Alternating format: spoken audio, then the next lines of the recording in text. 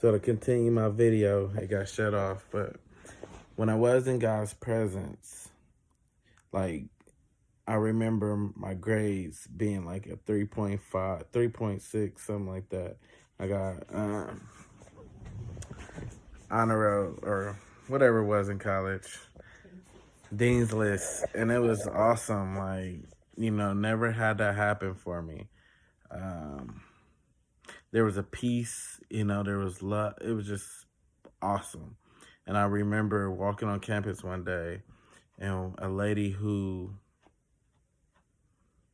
I knew before, really me in Christ, she seen how I lived then, and then she seen what God was doing to me then. At that moment, she said, something is different about you.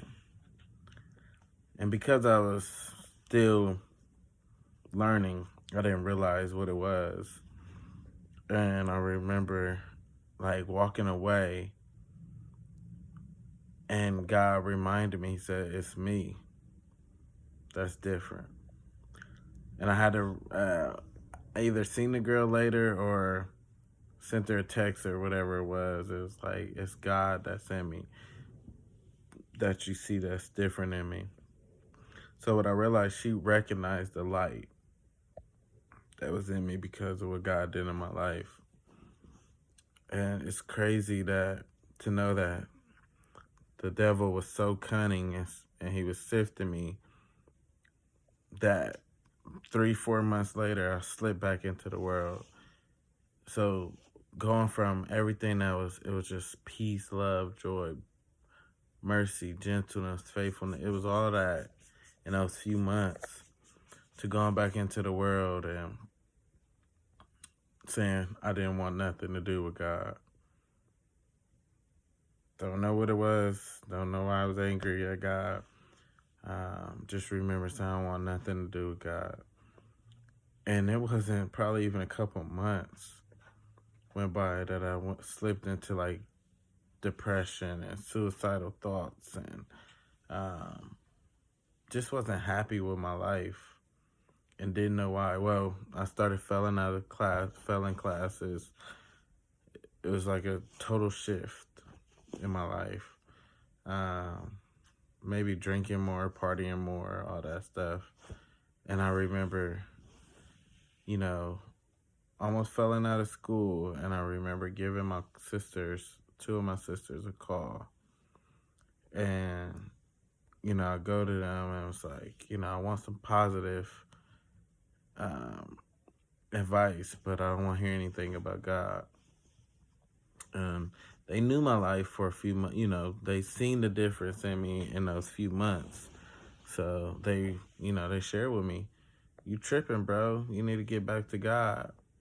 And at that moment, I didn't want to hear that. So I hung up on the first sister and I called my other sister. And she basically gave me the same advice my first sister gave me. And I realized then that I had to turn away from that life that I was living to really start seeking God with everything. So I remember,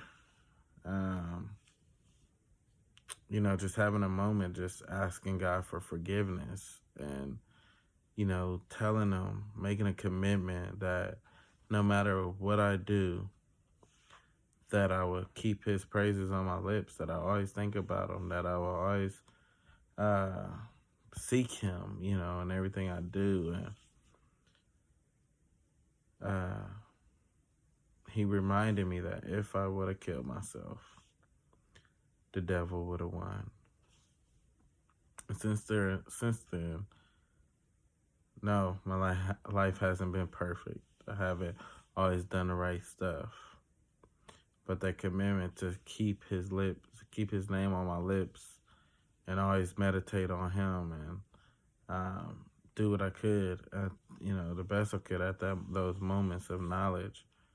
I could say I did that. And from there, just staying on that journey, He has transformed my life. There's nothing greater than being in the presence of God and allowing the Holy Spirit to lead my life. trusting in God, allowing Him to challenge and grow me and, build me up. I pray that these things, that it speaks to you and it gives you hope, especially in these times of darkness, that you can run to God. And He's like the dad of the prodigal son, that He's waiting on you to come to Him, and He's going to have His arms open wide, waiting on you to return, waiting to give you the best robe, waiting to have a feast for you. Don't wait till it's too late.